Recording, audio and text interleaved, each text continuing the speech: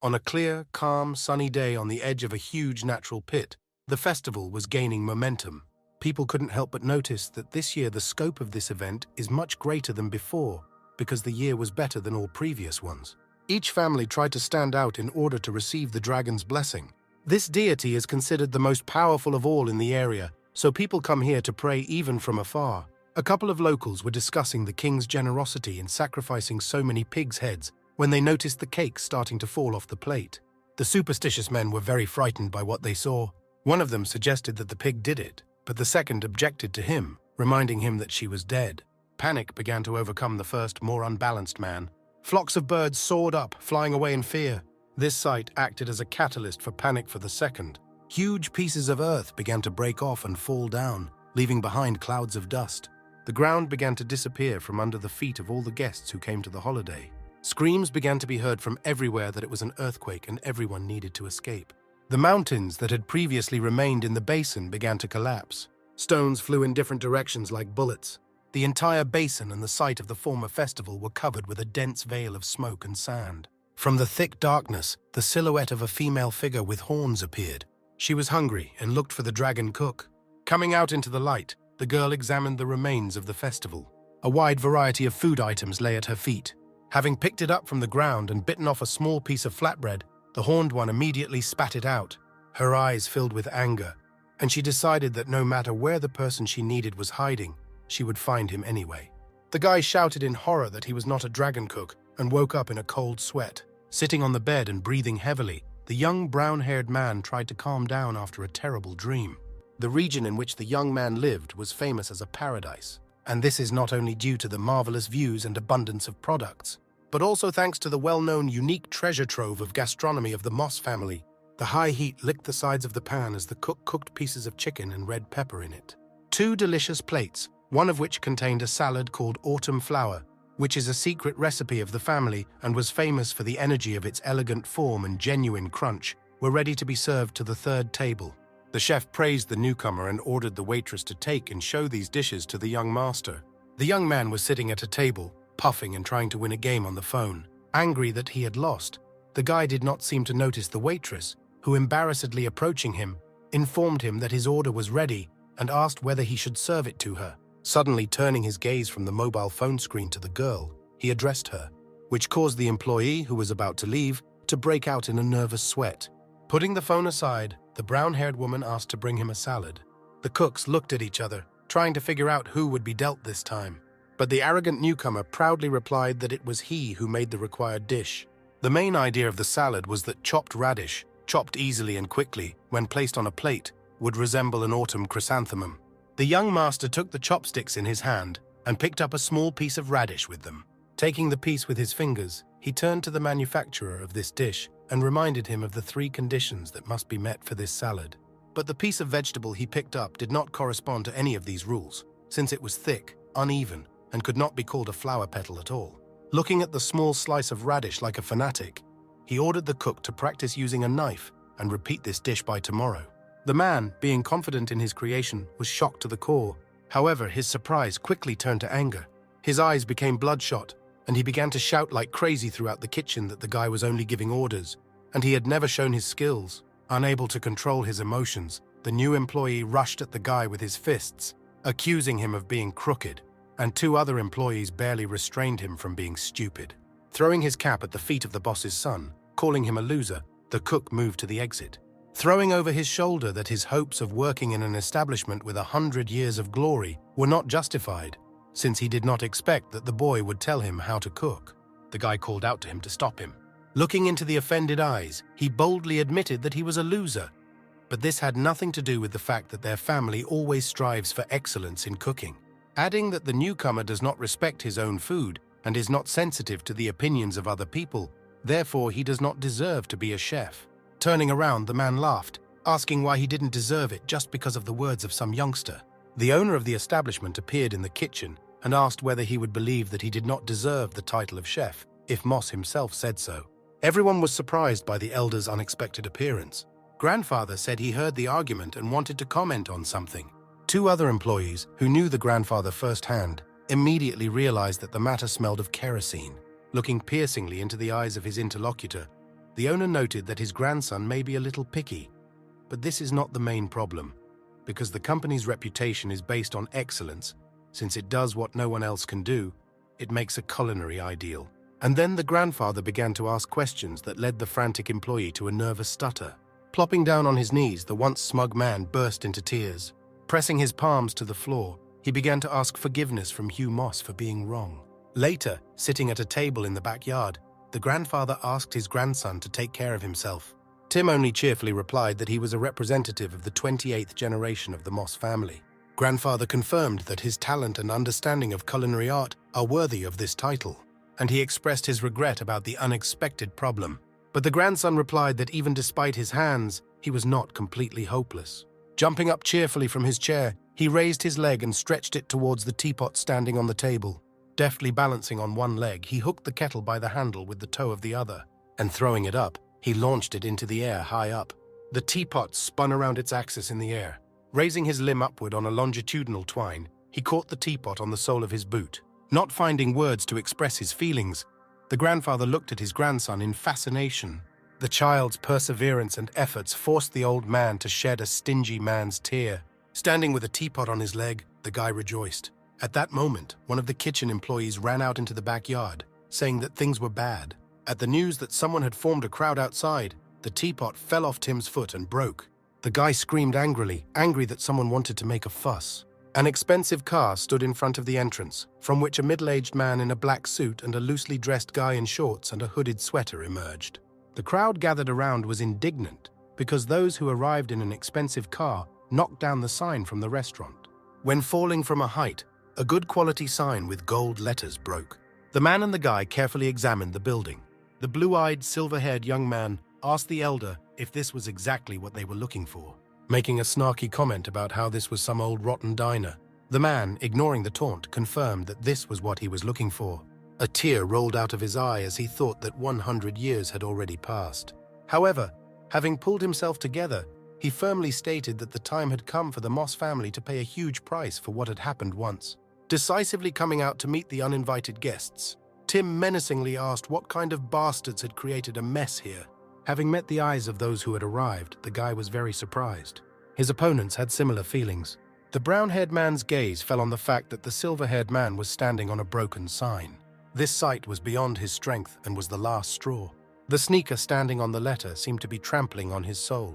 Having boiled, as if lava was flowing through his veins, the guy became blacker than a cloud, and in the blink of an eye, with choice abuse, he attacked his newfound enemy.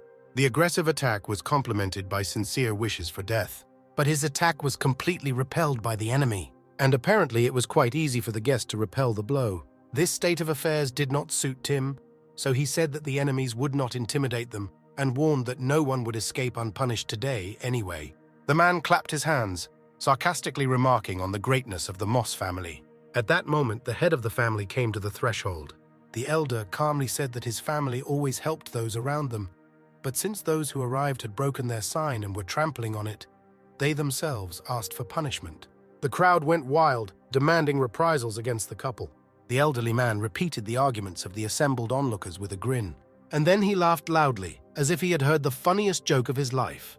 But, becoming serious in the blink of an eye, he turned to Mr. Hugh and asked if he remembered the Harris family, who lived in the south of the city 100 years ago. The named place made the elder tense, and the mention of his surname widened his eyes to unprecedented sizes. At that moment, young Moss said that he didn't care who they were and wanted to say something else, but his grandfather stopped him. As if remembering something terrible, the old man threateningly ordered his grandson to shut up. Bowing, the chief told the couple that they were distinguished guests of the Moss family. Tim was speechless at this turn of events. A satisfied man turned to him and asked if he knew the history of their families. 100 years ago, the city had 2 leading kitchens, and due to their outstanding abilities, they were regularly awarded royal gold. Just starting his story, the man turned to young Moss and asked if he understood what he was getting at. Both grandfather and grandson quickly realized who was standing in front of them. To the north of the city lived the Mosses, and to the south the Harrises, and these families were friends, if not for the empty and pompous titles, which gave rise to a literally fratricidal war. In the end, the Moss family won, and the Harrises left the country with a humiliating defeat and did not return to their homeland for 100 years. After finishing his story, the man shouted loudly for the entire crowd to hear that he had come here today to fulfill the promise made by his ancestors to challenge the Moss family and regain his glory. In light of the new information, the crowd quickly changed its opinion, beginning to side with the arriving rowdies. Tim was shocked that the reputation the family had built over the years was dispelled in an instant. The grandfather's palm lay heavily on his shoulder. The excited crowd did not stop gossiping about what had happened. The pressure of public opinion fell heavily on the shoulders of the old man, who literally became haggard before his eyes. Two representatives of the older generation of once friendly but now warring families met their gaze. Bowing deeply, the old generation member of the Moss family greeted the guests as old family friends, adding that their family will make concessions. The brown-haired man couldn't believe his ears. Standing up straight, the grandfather said loudly so that everyone could hear that he accepted the challenge of the Harris family, in accordance with the promise of his ancestors, and hoped that they would settle their feud in a culinary duel. Then the elder asked what time they would be ready. Grinning, the man said that he was impressed by the nobility. Approaching a nearby table covered with a red cloth and pulling it off, he said that he was ready for a fight right now. The table was equipped with stoves, all kinds of utensils, seasonings, and cooking products. The crowd immediately began to buzz about how well the Harris family had prepared and how they looked like they had already won the competition. The grandfather praised the opponent's spirit and began to roll up his sleeves. Tim was afraid for his grandfather, since his body had not been listening to him for a long time. But the grandfather calmed the guy down, saying that everything was fine and he still had the strength to cook. However, Harris stopped his opponent, saying that they must first agree on terms and punishment for the losers, stating that if they lose, the Moss family must not only give up their ancestral home, lose the title of winners, and give up the title of the best in the world. After a dramatic pause, the man haughtily added that Hugh should kneel at the same time. The brown-haired man laughed loudly that every year 8 out of 10 chefs failed under his grandfather, so the Harrises could lose to him as many times as they wanted. But the elder, without hesitation, accepted the conditions of his rivals. Pleased with the answer, the man hypocritically praised those whom he had considered his enemies all his life. And he said that his son Tony would be the representative of the Harris family in the culinary competition. That in their family it is his son who is responsible for the kitchen. After all, after he returned to his homeland, he received the highest qualification as a chef. He sarcastically added that he wants the heirs of the Harris and Moss families to compete in a culinary duel. Hearing this, my grandfather broke into a cold sweat, and Tim was pierced by sharp needles of fear. He clenched his fists, but they still shook. His memory instantly took him back to the day when, sitting outside the doctor's office, the little boy heard the doctor say that he had a rare case of pathology of the forearm skeleton. Because of this, he is unable to perform fine movements compared to normal people and has less strength. The doctor's words pulsated in his head that modern medicine was unable to cope and culinary art was not for him. Seeing the dejected state of the brown-haired man, the silver-haired man picked up the apple and, starting to toss it in his hand, said that he didn't know how to fight. Throwing the fruit high up, the blue-eyed man grabbed a huge knife, and while the ripe fruit was in flight, he finally chopped it with one stroke, so much so that falling on the table the apple opened like a chrysanthemum flower. And while the crowd was shouting about his skill, the silver-haired one said that in cooking he never loses to anyone. Suddenly the crowd attacked Tim with accusations. The younger Harris kept up with the onlookers and added fuel to the fire, saying that the guy had no courage. The brown-haired man frantically searched for words in his head. At that moment his grandfather approached him from behind, and saving his grandson, he said that the Moss family was surrendering. The crowd became agitated, not understanding how they could surrender without a fight, since it was shameful to kneel in public. Not expecting such an outcome to the century-old rivalry, the elder Harris froze. His son asked again incomprehensibly, thinking that he had misheard. The grandfather repeated, so that there would be no question, that they were admitting defeat, and he was apologizing to the Harris family as agreed. Seeing what the old man was trying to do, young Moss tried to stop him. The silver-haired man began to mock the fact that they didn't even dare to have a culinary duel. Removing his grandson's hand from himself, the grandfather said that they must keep their promises. The old man's joints began to tremble, ready to bend. The onlookers, who did not believe that the grandfather would do this, opened their mouths in anticipation. The brown-haired man heard everyone whispering behind him, feeling sorry for the old man who did not have a worthy heir. Clenching his fists, Tim stepped forward, and he declared for everyone to hear that he was not as skilled as his relatives. Falling to his knees in front of the Harrises, young Moss said he was the one admitting defeat, and getting up, he added right to the blue-eyed man's face that he swears that he will personally erase the shame from his family. At the very top of a huge skyscraper stood a girl, carefully peering down. A satisfied grin spread across her face as she smelled the dragon cook's scent. The long-haired girl jumped down with lightning speed to achieve what she wanted as quickly as possible. Sitting in the kitchen at the table with dishes in the evening, Old Moss was glad that, although he had not cooked for a long time, he still did it well. Picking up a piece with his chopsticks, he put it on his grandson's plate, telling him to eat it while it was hot. He cheerfully stated that after that, he would no longer be able to taste his grandfather's food. But the guy sat, lost in his dark thoughts. The brown-haired man closed his eyes tightly from mental pain and indignation. Unable to contain his anger, he slammed the table with all his might, causing the bowl of rice to overturn. He openly expressed that he was alarmed by how easily they accepted defeat in front of the visiting upstarts, adding at the same time in a trembling voice that he could not believe that his grandfather was expelled from the world of cooking for this. Hugh froze without putting the piece he was carrying into his mouth. He brought his chopsticks down so hard that they hit the stand. However, his face belied his action as it was good-natured and happy as he talked about living his life without any regrets. The head of the family said that he was incredibly pleased with his ability to cook a delicious dish, despite the fact that he was already over 80, so he was happy and could easily come to terms with the current situation. But it was not at all easy for Tim. He felt guilty, because if it weren't for him, everything would have turned out differently. The caring grandfather immediately stopped his grandson's self-flagellation. To clear the teenager's conscience, the old man admitted that he had made inquiries about the visiting boy. Even if the grandfather had not been old and weak, he still would not have been able to defeat this talented young man. Suddenly, taking out a small box, he handed it to his grandson, saying that when people of their family retire, they should pass on the family heirloom to the next generation. The brown-haired man looked inside with curiosity. On a soft silk pillow lay a small talisman in the form of a dagger, which was carved from some kind of green precious stone. The elder Moss said their ancestor was a farmer, and he became a renowned master cook within just a few years of owning the item. After all, it was after their ancestor became a royal chef that their family received their plaque. The ancestors claimed that this thing had magical powers, but while it was passed down from generation to generation, there was no evidence of this.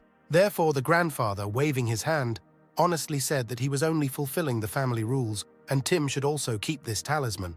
The guy put the knife on his palm and thought about what an honor he had, but dark thoughts quickly took over again. Considering himself unworthy, he forcefully squeezed the pendant in his hand, causing blood to flow down his fist. Slamming it as hard as he could on the table, out of anger at his useless hands, he sprayed more red liquid. Throwing the talisman on the table in drops of blood and spilled rice, the brown-haired man jumped up from his chair and headed out. Leaving the kitchen, he slammed the door loudly. The grandfather looked after his beloved grandson in excitement. Left alone at the table, he thought about how hard it was for this boy. Meanwhile, the blood that got on the dagger activated it, making it glow from the inside. Passers-by on the street stopped at the screams coming from the restaurant, asking them to catch the thief. The cooks were chasing the criminal, whose silver curls were developing from running. After losing sight of her on the street, they complained about how fast she was. But what was surprising was not only her speed, but also her audacity to decide to rob in broad daylight, clearing a dozen tables and even taking with her a huge pig's head. Hiding on the roof of one of the temples, the girl examined her prey. Having chosen a pig's head, she swallowed it in an instant. And then she whispered in annoyance that it was still impossible to eat.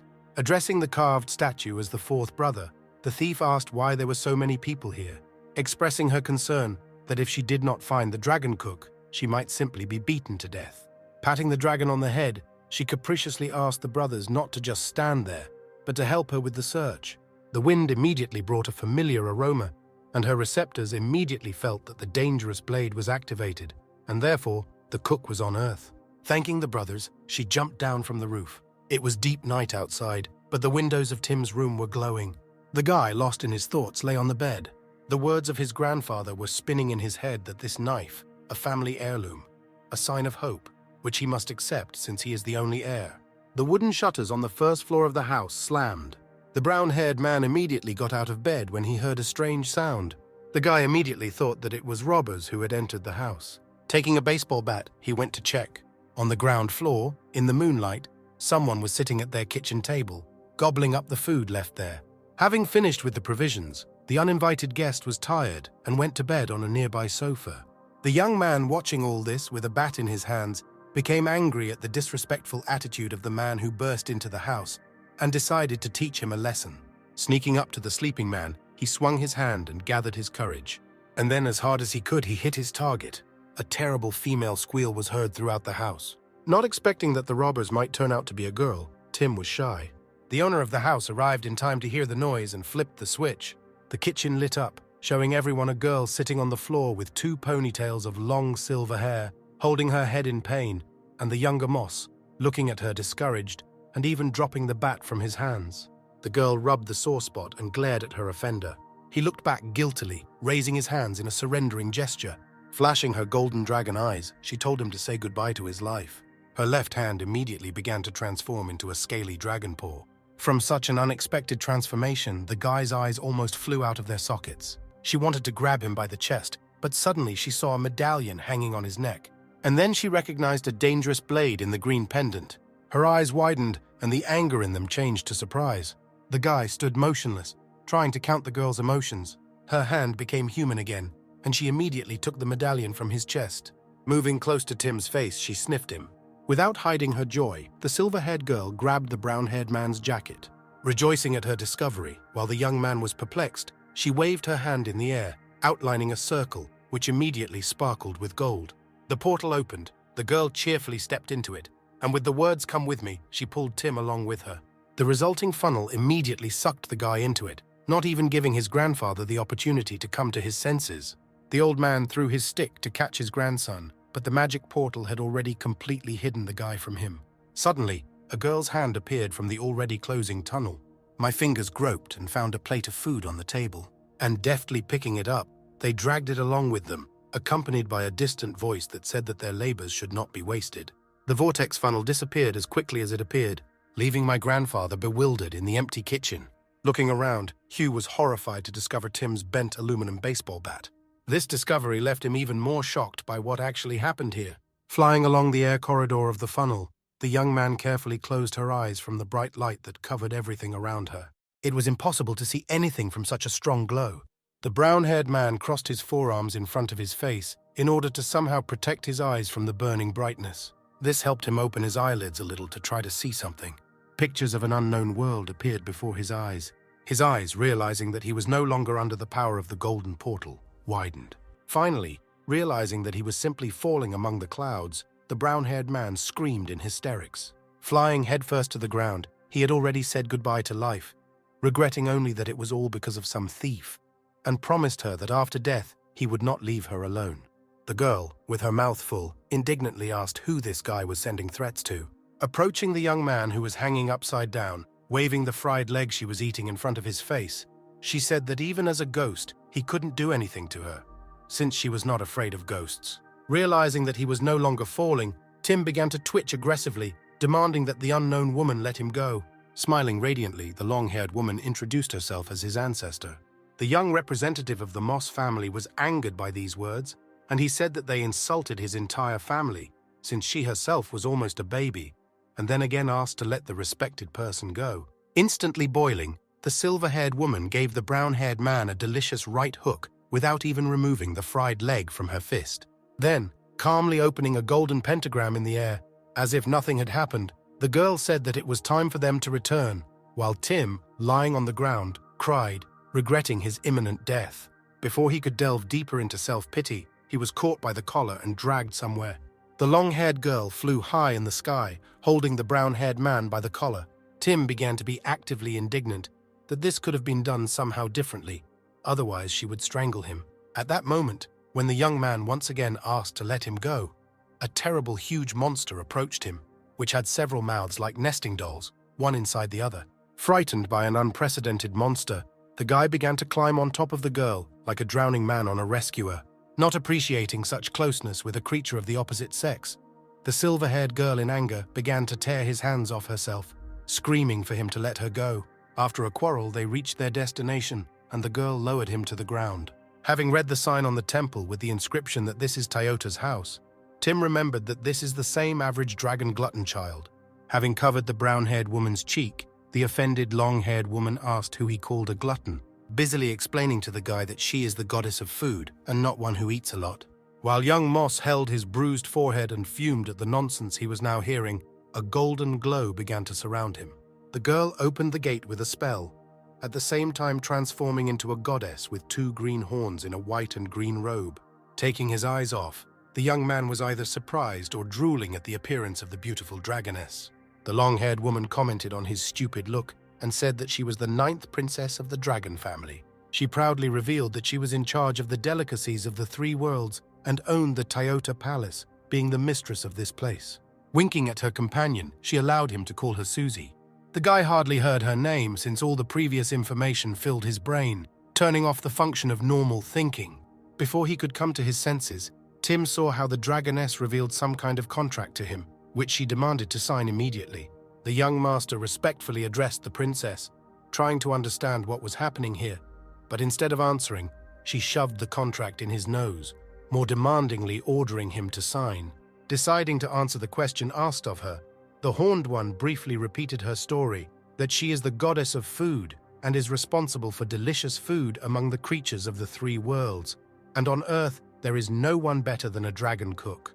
And she happily added that she was giving him a rare chance that could change his life. Surprised by the information that the gods also eat, the brown-haired man compared her to the head of the divine canteen. But Susie didn't like this comparison, so Tim immediately received a new blow to his forehead. While he rubbed the area that would obviously later bear a bump, the princess busily discussed why the dragon's cook was considered a revered job in heaven. Immersed in her memories, the Horned One did not notice how she blurted out that over the years she had acquired many treasures through blackmail. Realizing that she had blurted out too much, the dragoness blushed and immediately began to deny it, saying that he had not heard anything like that. So, wanting to get away from the sensitive topic, Susie quickly said that she trusted the activation of the blade as an indicator that Tim was a good cook. At that moment, the puzzle in young Moss's head came together. He held out his hand to get the princess's attention, but she, tired of the long wait, grabbed him by the sleeve, telling him to stop acting like a mumbler. Driven by deadlines, the silver-haired woman put the guy's finger on the contract. The imprint instantly glowed gold as a sign that the plank document had accepted his signature. Shocked by the misunderstanding, the brown-haired man shouted that it was not he who prepared those dishes.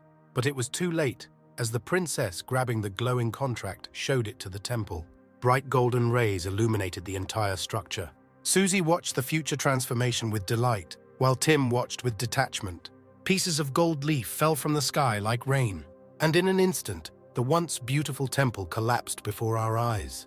The brown-haired man, who did not expect such a turn, was surprised to note the disappearance of the building, while the Horned One almost fainted from horror. Quickly pulling herself together, she began to blame the guy for the fact that Toyota's house disappeared because of him. The guy was taken aback by such presentations because he had no idea how this happened.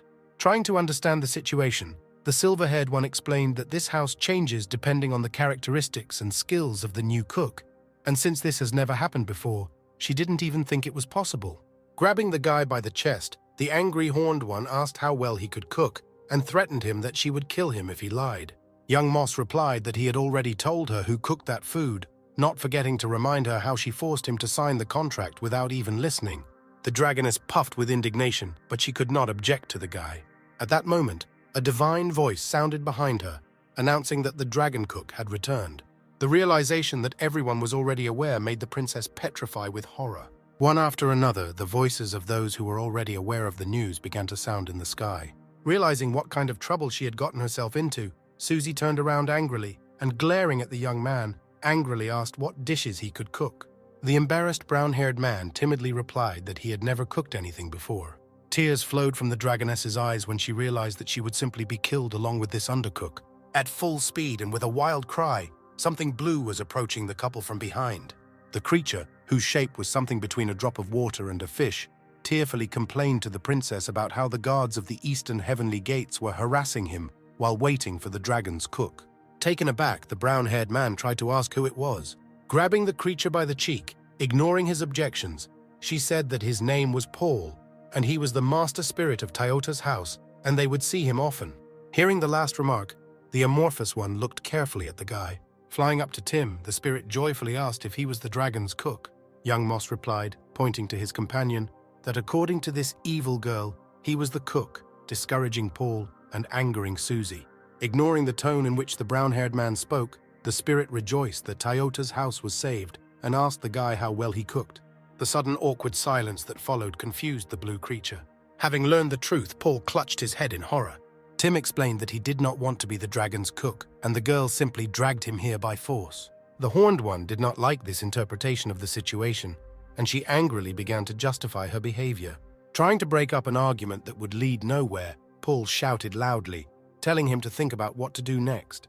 The girl started running in circles, saying that the only option left for them was death, since the guy didn't know how to cook anything. Feeling sad, Tim sadly asked Susie to look at his hands because they couldn't do anything sensible.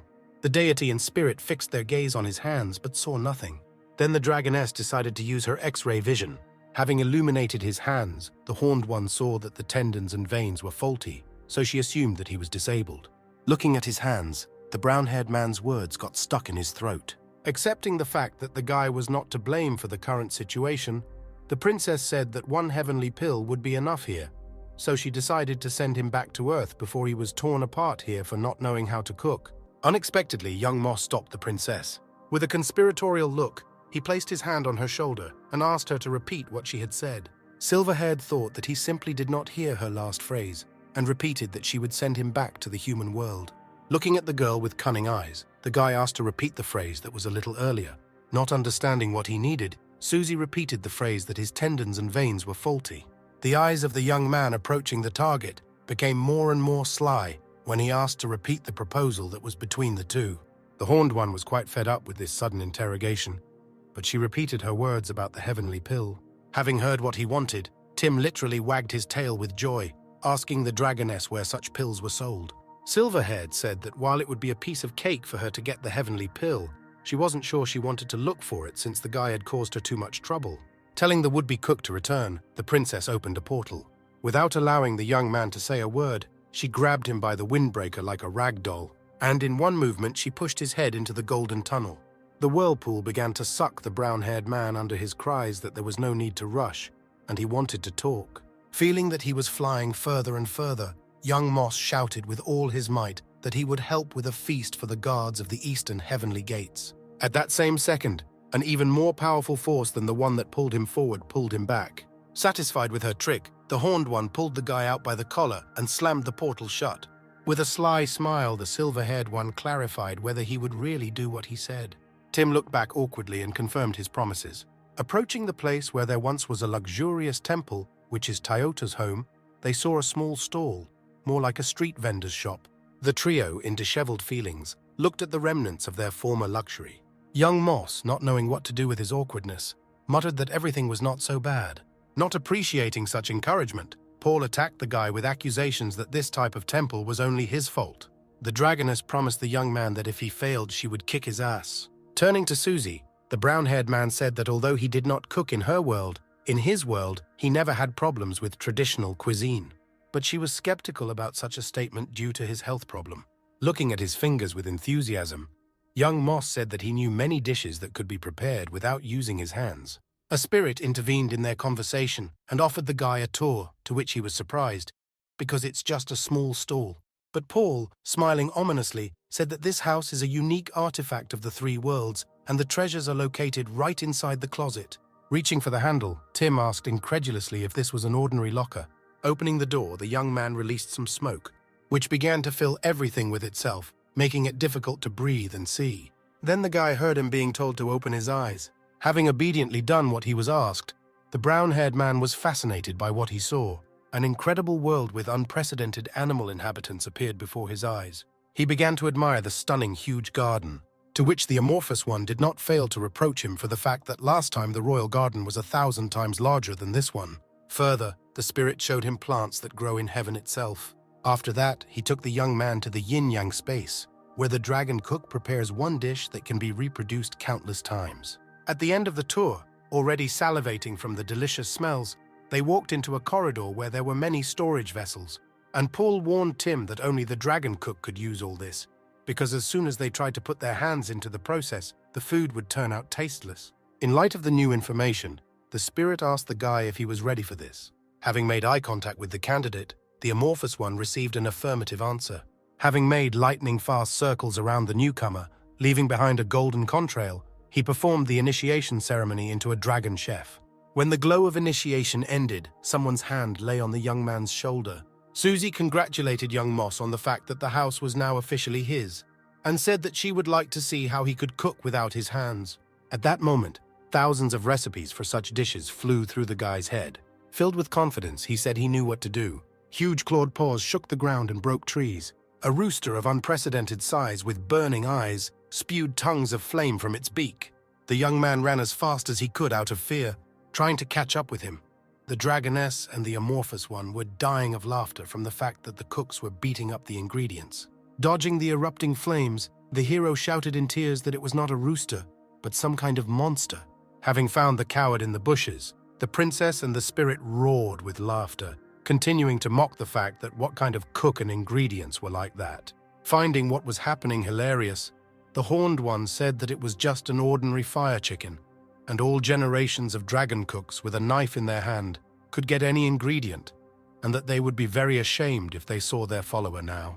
Tired of her mockery, the brown-haired man sarcastically said that if he didn't succeed, he would simply get hit on the head, but the girl would have a very hard time. Susie didn't like his threats and reminded him that only he could work here and she couldn't help him in any way. But the guy calmly explained that he was not asking for help in cooking, but only in killing this bird. The good-natured sex honestly said that this was not a problem, since the dragon's cooks had many servants who helped with the ingredients, but the horned one did not like these revelations. Enraged like a harpy, the dragoness began to scream about how he dared to force her to help him.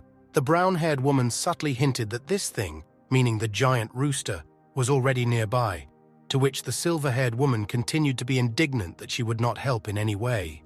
The giant carcass collapsed to the ground under the influence of Susie's divine power. The cook praised the girl as an ideal assistant. The divine daughter did not like this demotion, so she told the speaker to shut up. Ignoring her comments, young Moss began to give them valuable instructions, which angered the already dissatisfied dragoness to the limit. Naively thinking that she had not heard since she was asking again, the guy repeated the task. The horned one's eye literally began to twitch from how impudently this boy behaved with her. But the guy explained that he was asking only because his hands were not capable of doing such work, and Paul began to hold back the enraged princess, ready to tear the cook into small pieces. When all the necessary ingredients were on the table, young Moss checked everything off the list. The caring spirit said that they helped as much as they could, and now, really, everything depends only on the guy. Susie, standing like a shadow behind the hero, frightened him with her demonic appearance. But the girl categorically stated that she would watch him cook. Tim rolled up his sleeves and resolutely began cooking. Opening a clay vessel with wine, he poured it onto a pile of dirt. This action upset the amorphous one to the core, and he complained that this wonderful drink was about 500 years old. Putting the mess aside, the cook said that he would now turn to the meat. Taking some herbs, he simply pushed them into the ungutted chicken, and he filled the carcass with them until it swelled. Paul and Susie looked at what was happening in disbelief. Taking the mud he had prepared earlier, young Moss began to smear the chicken's body right in the feathers. The way it looked from the outside made the princess menacingly ask the guy if he knew exactly what he was doing, while the poor spirit could barely restrain the urge to vomit. The brown-haired man explained that since he couldn't use his hands, a knife or even a spatula, he had to find another way to prepare food, and asked them to just wait. And since they could not help him, he told them to at least not interfere. When the chicken turned into a huge ball of mud, the hero summed up that it was almost ready. The dragoness began to get hysterical, saying that it didn't even look tasty, so she didn't want to deal with the crooked-armed boy because it would make her die, while Paul looked dejectedly at the mud boulder. Feeling bad, the spirit said that he needed to go to the toilet. The newly minted culinary specialist forbade him to leave, saying that he, as a chef, could not do without an assistant. The young man unceremoniously grabbed the amorphous man by the head, and bringing him to the ball, he ordered him to warm it up thoroughly, declaring that after that he could open Toyota's house. Despite the fact that Paul did not understand why all this was needed, he tried his best, heating this terrible ball with his rays emitted from his eyes. Young Moss watched in fascination as the outer shell heated up and flames appeared on it. When the fire engulfed the circle from all sides, and it became charred and began to burn, emitting black smoke, the amorphous one stopped and embarrassedly asked if he had done the right thing. The culinary master praised the assistant and said that he needed something else since there would be many guests. Approaching the cabinet, behind the door of which there was a yin-yang space, he asked how much it would cost to reproduce this dish. The spirit replied that money was not needed for this function, Taking out a golden crystal from somewhere, he said that it was left by the last dragon cook.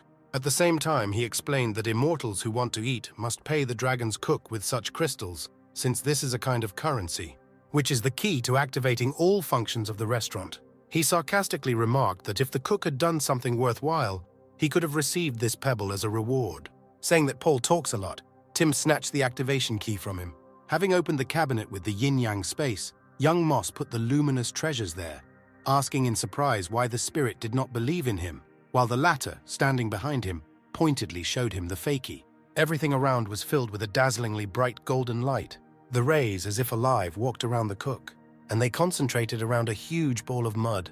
The young man did not have time to come to his senses when a golden glow, like fireworks, rose into the sky. To each small flash, out of nowhere, 2 pairs of hands climbed out and began to roll these lights, turning them into large mud balls. Amorphous explained that Toyota's house can not only replicate the ingredients, but also replicate the cooking technique, as these ghostly hands will copy the chef's actions. Taking the spices, the guy sprinkled them on the fireball, and the ghostly hands did the same at the same time. The veins in the spirit's eyes bulged with indignation because the guy sprinkled spices on the dirt. The poor man's nervous system could not stand it, and he burst into tears, literally shooting fountains of water from his eyes, wailing that he should not have trusted this boy. Pointing his finger at the mountains of smoking mud boulders, he indignantly asked how these things could even be eaten. Gathering his belongings into a bundle, Paul waved his handkerchief goodbye and, in tears, decided to leave Toyota's house. At that moment, a divine radiance touched his eyes. Frozen with horror, he announced that the guests had already arrived. Trying to save the careless cook, he grabbed him by the jacket and began to pull him towards Susie so that she would send him to Earth to save his life. But Tim, without listening to him, cordially invited the guests to come through. The commander of the approaching warriors was indignant that they had come a long way to taste the coal balls, and looking ominously, he asked if this was a joke. Dripping with cold sweat and stuttering, the poor amorphous one tried to explain that they had some difficulties. The commander did not care about any circumstances, so an angry tirade followed from his lips, ended with an unequivocal threat to demolish the useless stall. Paul tried his best to smooth things over and stop the conflict. At this moment, a voice greeting the heavenly warriors was heard from the direction of Toyota's house. Twirling chopsticks in his hand, young Moss walked towards the guests with an imposing gait. However, due to his feigned steepness, he did not notice the pebble, tripped and fell face first into the ground at the feet of the warriors. They bent down and looked contemptuously at the boy, asking who he was. Lying on the ground, the brown-haired man muttered in embarrassment that he was the dragon's cook. The commander's eyes widened. He couldn't believe his ears, asking how such a brat could be a cook. Rising and brushing himself off, Tim, being 3 heads shorter than his interlocutor, asked why young people could not have such a status. All the warriors started shouting at the guy, proving their point. Having come to the conclusion that the boy was lying, the commander grabbed the sword and wanted to execute him for lying. Coming out of nowhere, Susie repelled the attack on the cook. As a mistress, the silver-haired woman barked menacingly at those who came, reminding them that they had no right to fight on her territory. The warriors immediately fell to their knees in a deep bow and began to ask the divine daughter to forgive them. The main warrior tried to justify himself by saying that the boy was deceiving them, calling himself the dragon's cook. Looking at him skeptically, the girl said that she found him herself and asked if the commander was planning to argue with her.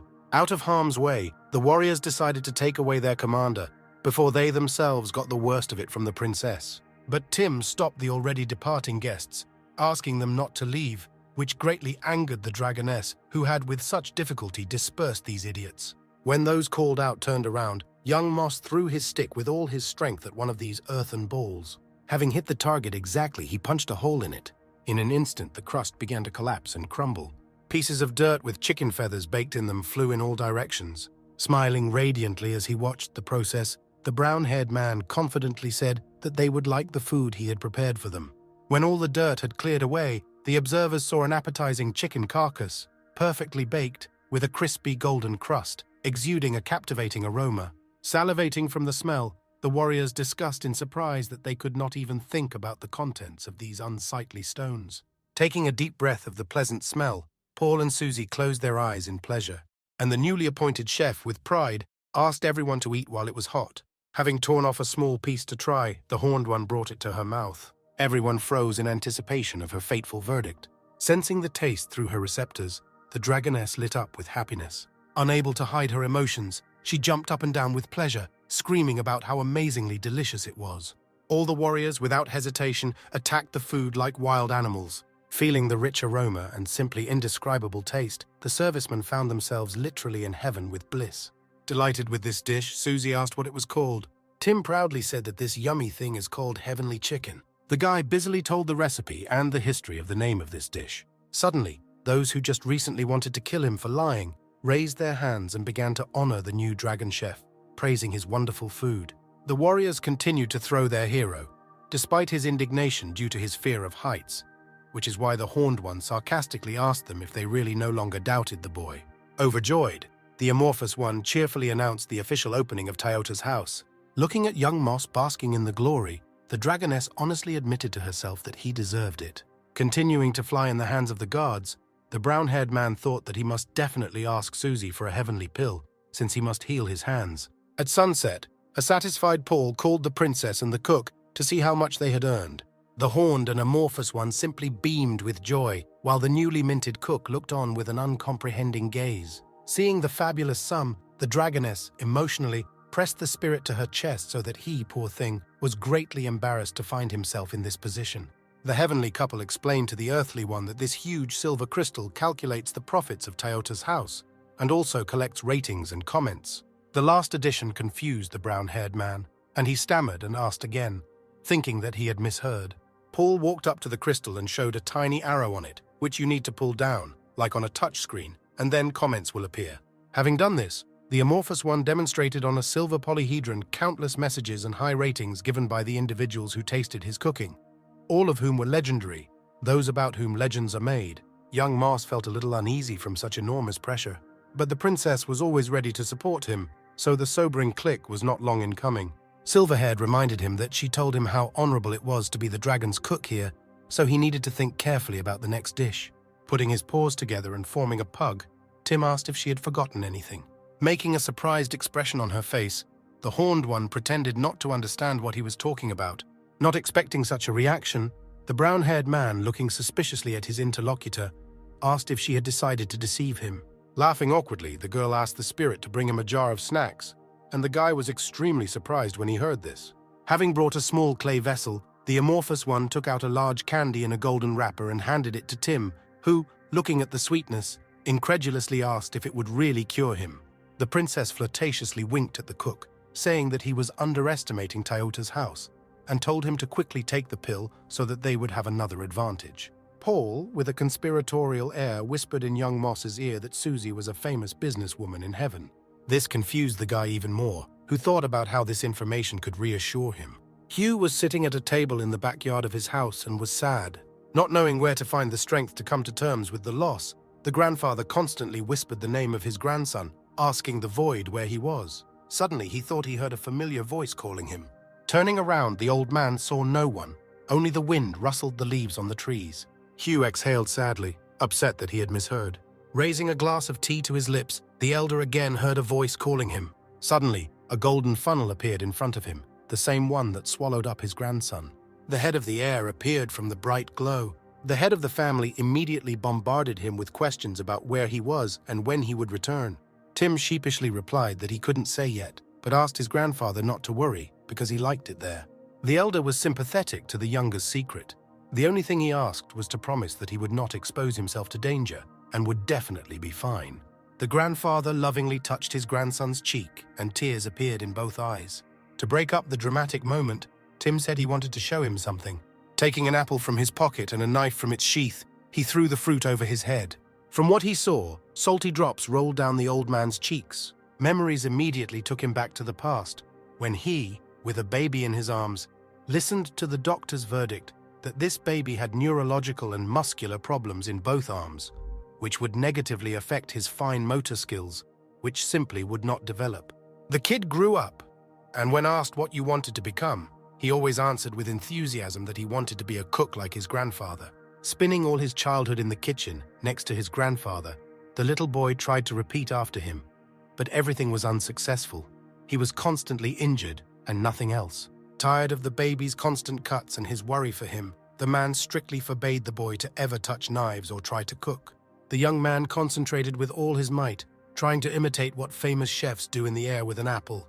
But due to clumsy actions, it fell to the floor, only half cleaned. Confused, the brown-haired man picked up the fruit, promising that he would train more.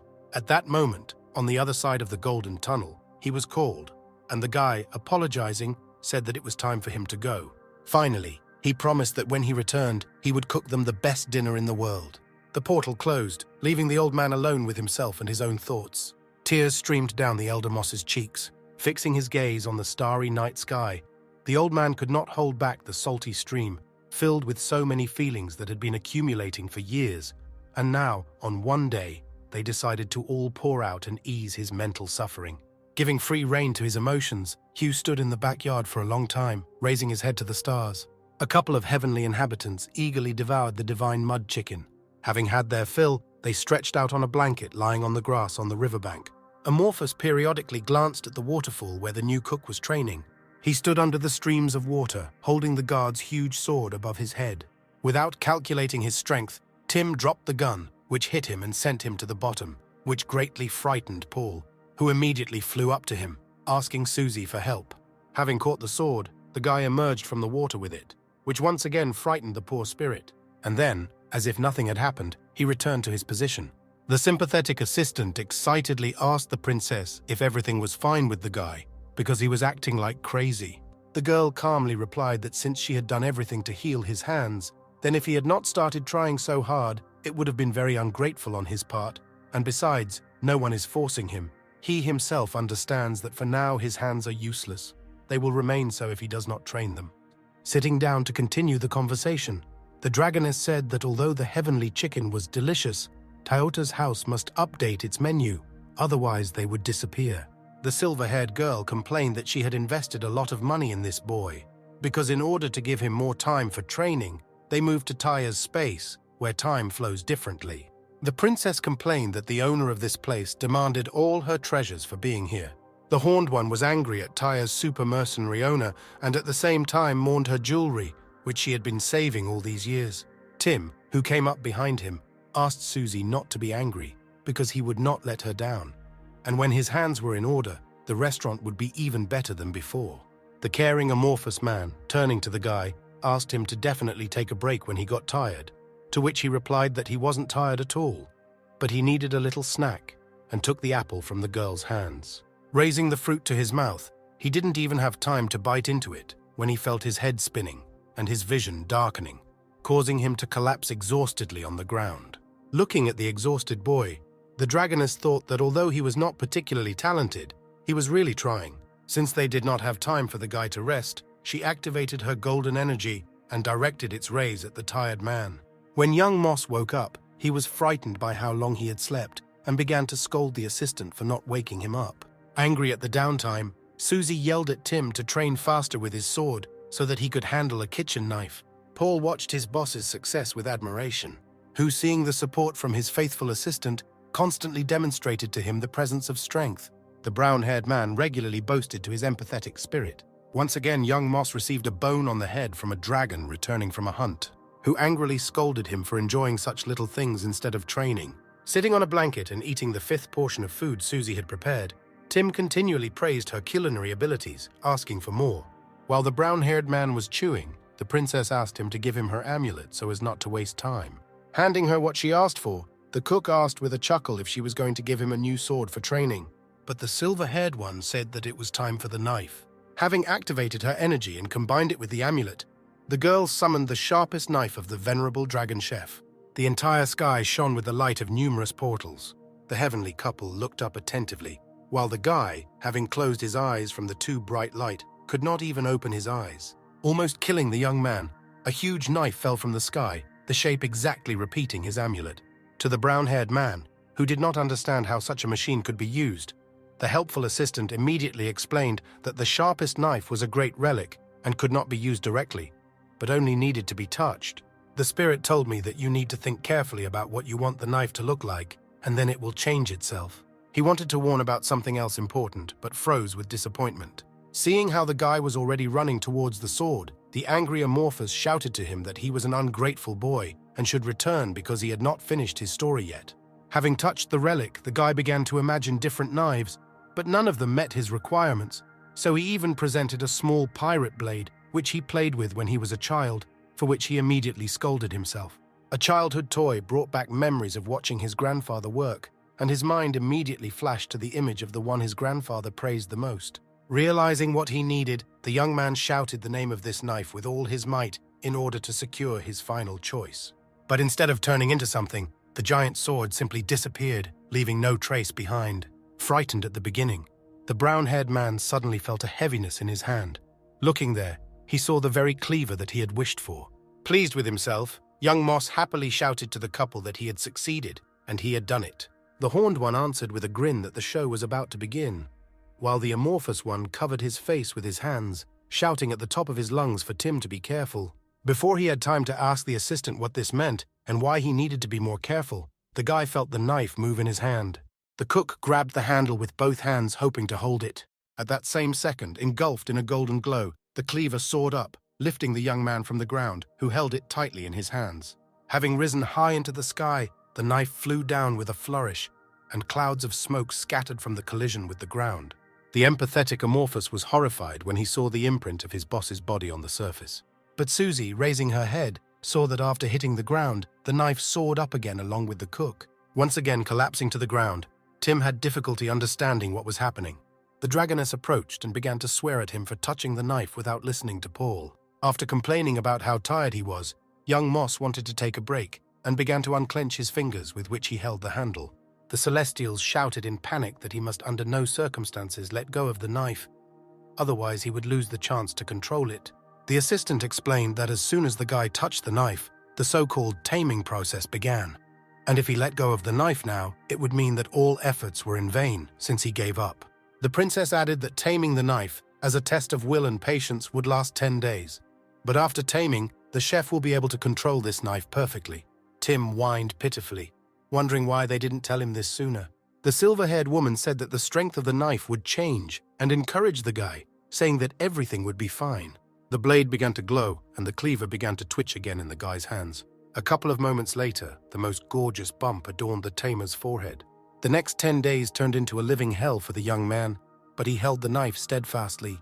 Bending over the tormented one, the dragoness sympathetically asked the amorphous one what day of the test it was. Hearing in response that it was the latter, the girl was horrified. After all, the test of the legacy was approaching, and she was afraid that the exhausted, bleeding Tim would not be able to withstand it. Meanwhile, the golden dragon woke up the exhausted young man. At that very second, remembering about the knife, the subject was frightened to see his empty hands and thought that he had failed the test. Having looked carefully into the man's eyes, the dragon asked him if he was the boy who wanted to control him, putting the guy into a stupor with his question. The huge reptile face said that if the mortal gave in and simply asked him, then he, so be it, would give him part of his power and make him the best dragon cook. The cunning creature chuckled quietly, promising that if the guy made a deal, he would not tell anyone about it. But the brown-haired man resolutely replied that he did not want to. The young chef said that his friends talked about the obligation to pass this test. I also remembered the words of my grandfather, who said that a cook cannot be called a cook if he cannot control his own tools. This answer angered the huge dragon, as he does not like pompous words from greedy and stupid mortals. Ordering the young man to prepare for death, the dragon rushed at him with an open mouth. Tim began to choke on his own blood and scream in pain under the alarmed glances of the heavenly couple. Paul, literally with tears in his eyes, asked Susie what would happen if the boy couldn't handle it, reminding her of how one of the dragon's cooks had gone crazy. The silver-haired girl looked resolutely and expressed confidence that this would not happen. Activating her power, she walked up to young Moss, sat down on her knees in front of him, and touching his head with her hands, pressed her forehead to his. The dragon continued to mercilessly torment the stubborn boy, tearing off his skin, tearing off pieces of meat and breaking bones. Having prepared a huge cauldron of boiling oil, the monster repeated his question. Bleeding and falling apart, Tim, or rather what was left of him, stubbornly continued to insist that he could not give up. Because of this answer, 200-degree oil was immediately dumped on his head.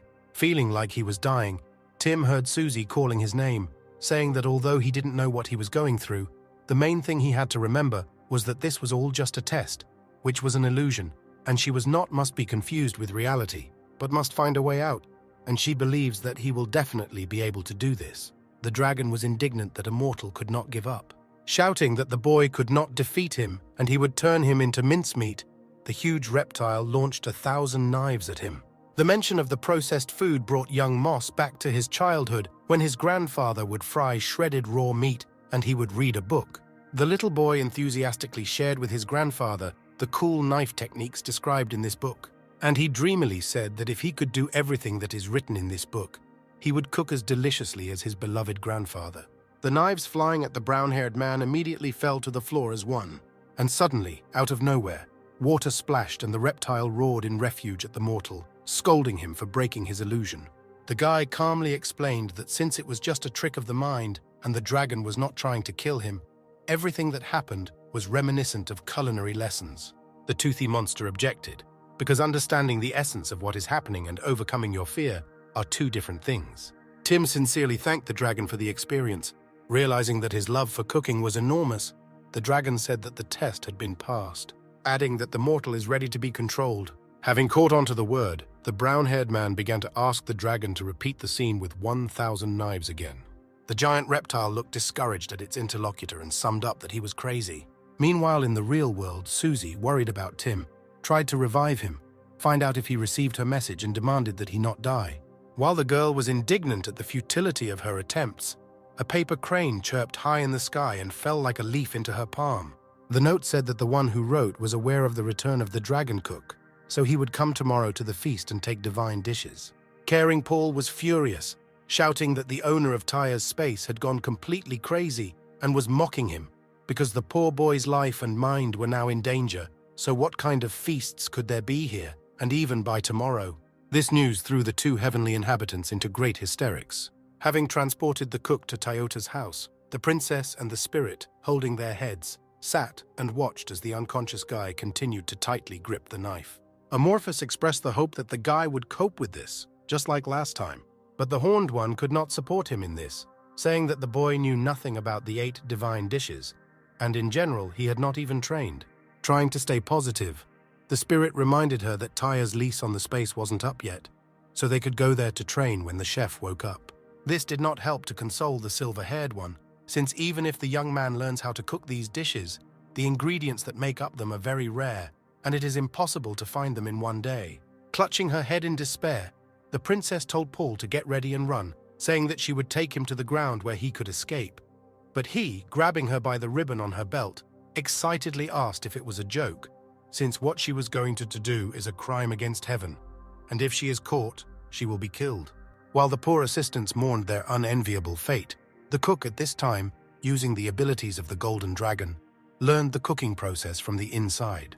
Wanting to go into more detail, Tim once again ordered the dragon to repeat, and he kept wondering why this boy wouldn't stop, because he had passed the test. But young Moss replied that this was a unique experience, so he could not miss this opportunity.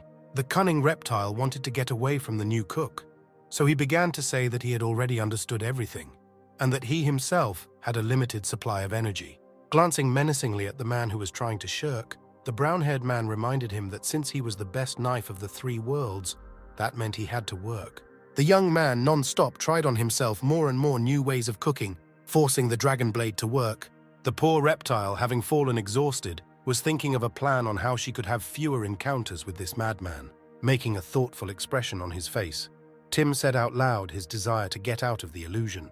Hearing the great news, the dragon became inspired and came to life, promising that he would do whatever the guy wanted if he left.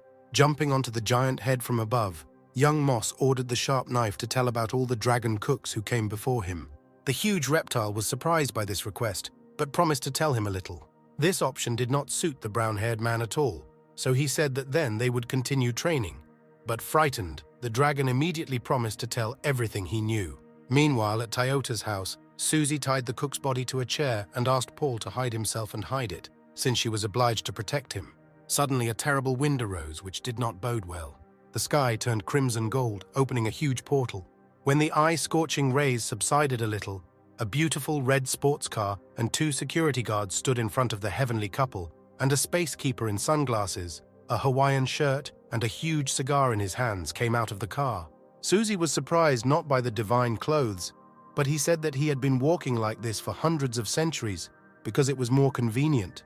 The man in sunglasses pointed at Toyota's house and laughed that he had never seen it in such desolation.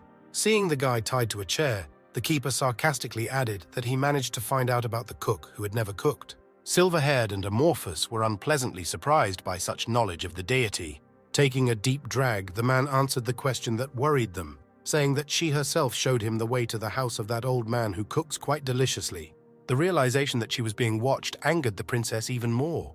Looking at the girl with contempt, the keeper said that he turned to the Jade Emperor when the previous cook died, because the search for a new one was entrusted to such an unreliable dragon like her. Shaking with hatred for the girl, the man said with pleasure that the emperor wanted to send her to hard labor, to the North Sea, but he allegedly persuaded him to give the Horned One last chance, to prepare those same 8 divine dishes. Realizing that everything was a setup and there was no nobility on the part of the keeper here, the silver-haired one said that for now there was nothing here for him to eat. The man was well prepared for his arrival, so he added smugly that he was very prudent. Having ordered the servants to open the trunk, he demonstrated all the necessary ingredients lying there, indifferently noting that if the dragon's cook could not prepare all these dishes, she would go to hard labor. Susie shook with irritation because he had been eating and drinking with her for years, and now he was doing this because no one could cook these dishes since there was not a single recipe left, and the one who came up with it could not rise from the dead. Her hand turned into a dragon's clawed paw, and she said that he might be able to send her to the North Sea, but not before she would beat the crap out of him. With one easy movement, the Guardian blocked her attack, catching the force field, and said that it was very stupid of her, twisting the dragoness with her own strength. The man said that he was sent by the Jade Emperor, and if she challenged his will, she could end up in the grave, so he ordered her to pray. Suddenly, from behind him, dressed in a Hawaiian shirt, a stern voice was heard, ordering him to let the girl go. Turning around, the spacekeeper saw the young dragon cook, who was no longer tied to a chair, but stood firmly on his feet. Suddenly, the earth began to rise and tremble, as if during an earthquake. Behind Tim, the small street tent began to turn into a huge high-rise building. The Guardian looked at the transformation with surprise, and the assistants with undisguised delight. When the dust settled, it became clear that Toyota's house, instead of the temple it had once been, had turned into a multi-thousand-story giant modern skyscraper. Amorphous literally glowed with love and shed tears of joy. The horned woman's admiration gave way to bewilderment, because even if the cook had mastered the knife, Toyota's house should not have changed so much. Pretending that he was not shying away, the keeper, turning to the dragon's cook, asked if he knew why he had come. Rubbing the bump on his head, the young man replied that while he was unconscious, he heard about the need to prepare 8 divine dishes, adding that it would be easy for him. Such a daring answer in the man's opinion angered him, and he advised the boy to learn modesty, noting that he became the dragon's cook by mistake. The Guardian took the time to mention that when he traveled to the human world, he met a young man named Tony Harris, and this guy was much more talented and worthy to hold this position. Memories of the last meeting between the Harrises and the Mosses surfaced in the young man's head, stirring up a lot of negative emotions. So he told his interlocutor that he simply had not tried normal food here, if he says so. In a rage, the man began to insult his opponent and tell him that he would never become a dragon cook. In response to this, young Moss said that it doesn't matter whether he becomes one or not, but today he will show the keeper what a real delicacy is, and with these words, a sharp knife materialized in his empty hand, in the rays of a dazzling golden radiance. The famous dish that the newcomer had to prepare was invented by an ancient culinary master, prepared from 8 extremely rare ingredients that were difficult to obtain even for immortals. But after the gods tried this dish, their strength increased several times. Tim asked what would happen if he cooked what the keeper wanted. The man replied with a grin that he recognized the skill of the cook. But this was not enough for the brown-haired man. He declared with an ultimatum that if he prepared 8 divine dishes, then the keeper must admit that he was a snaggle-toothed slave, and Susie's case should be closed. The man began to sputter with indignation, and all the veins on his face bulged from the scream. Young Moss decided to clarify the situation, so he calmly said that he was sitting at home, not bothering anyone, but the respected princess kidnapped him and brought him here. Starting to get angry at this interpretation of the story, the Horned One immediately blushed when she heard the boy talk about how she healed his hands, so he was going to repay her with a good job in the title of Dragon Chef. Next, the young man continued to express his dissatisfaction with the situation, telling the keeper that he came here began blaming everyone around him and demanding that they cook for him. Unable to find an answer, the man remembered the rule that states that the client is always right. But Tim stood his ground, saying that the chef must cook food with his soul, just as the client must feel the dish with his heart.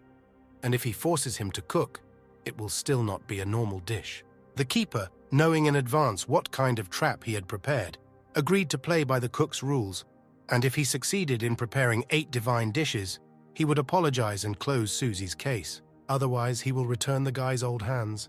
Tony Harris will make the dragon the new cook, and the princess will be punished twice as severely. At that moment, the enraged amorphous one protested against such bets with all his might. The brown-haired man resolutely caught the guardian's hand, saying that he agreed. Behind closed doors in the office sat a man in a Hawaiian shirt, and his 2 bodyguards expressed concern that the dragon cook looked somehow strange, wondering if it was too wasteful of the owner to provide him with all the ingredients. But the keeper sarcastically replied that he had not had these treasures for several thousand years, thereby making it clear to those asking that he was deceiving the boy. Looking around the modern kitchen, Paul was surprised because he didn't know that Toyota's house could change so much. Therefore, he told Tim that for greater success, he needed to prepare as many special dishes as possible, and turning to Susie, asked if she could believe that the sharpest knife recognized the boy as its master. Suddenly, the dragoness fumed as if she had come out of the underworld, shouting name-calling because the cook had bet on her double punishment. The blade of the knife flew to the floor as if it were made of paper when the cancer touched it with its claw, the second catching on the guy's nose, which greatly pleased the angry horned one. Paul could not help but laugh that young Moss even thought of using an ordinary kitchen knife to deal with the cancer of the purest soul, because this immortal cancer had such combat power that even the gods could not defeat it the first time. And pointing to the talismans attached to the tail of the crayfish, he added that if the Keeper of Space had not pacified this arthropod with the help of them, he would have suffered much worse. The young man called for his instrument, and in an instant it was in his hand, again shining with golden light. In one blow, the painless death of a glorious warrior came to become the main ingredient of one of the 8 divine dishes. The brown-haired man grinned, telling the knife that he did not expect such aggressiveness, to which he received the answer that everything living and inanimate under the culinary instrument turns into food. Having lifted the sharpest one and raised it over the carcass of the crayfish, the cook suddenly stopped. Amorphous asked the guy why he wasn't moving and advised him to hurry up with the ingredients. Unexpectedly, the young man asked the dragoness how valuable this cancer was. The girl replied that it was very valuable because it lived in a jade pond at a depth of 9,000 meters and was unusually strong and rare. Turning the dead carcass towards a couple of heavenly inhabitants, he ordered them to look at it more closely. Seeing densely packed eggs under the tail, they realized that it was a female. With the face of a great conspirator, young Moss asked if they had ever heard of artificial breeding. Having moved to the royal garden, Tim released all the eggs into the water. In the blink of an eye, small crustaceans began to hatch from the eggs, which in a second became adults. Having caught a couple of them with his bare hands, the cook surfaced, rejoicing at the catch. The adrenaline in his blood gave him a feeling of euphoria from this danger. Susie, ecstatic that Toyota's house was saved and they would make big money, grabbed Paul and hugged him tightly to her chest. But, unexpectedly remembering a small detail, she excitedly asked the young man if he had ever prepared 8 divine dishes, while the spirit she had not released was embarrassed by his situation. Young Moss proudly replied that no, which angered the princess, who immediately asked him why he was smiling then. But the brown-haired man told her to relax and grab the amulet around his neck. He called out to someone, causing the green blade to glow the brightest gold. A huge reptile in the rays of light appeared next to him. The horned and amorphous were petrified with fear, afraid to even think. Tim immediately scolded the reptile, telling it to make its face simpler, because there was no need to scare anyone here. From such treatment of the great dragon, a couple of heavenly inhabitants were thrown into horror, and their spirits even fell to the ground. A strong radiance spread again, causing the assistants to close their eyes from the brightness. Meanwhile, the huge dragon turned into a small lizard, which, sitting on Tim's palm, asked what he would order her, which discouraged the couple, who were already preparing for death.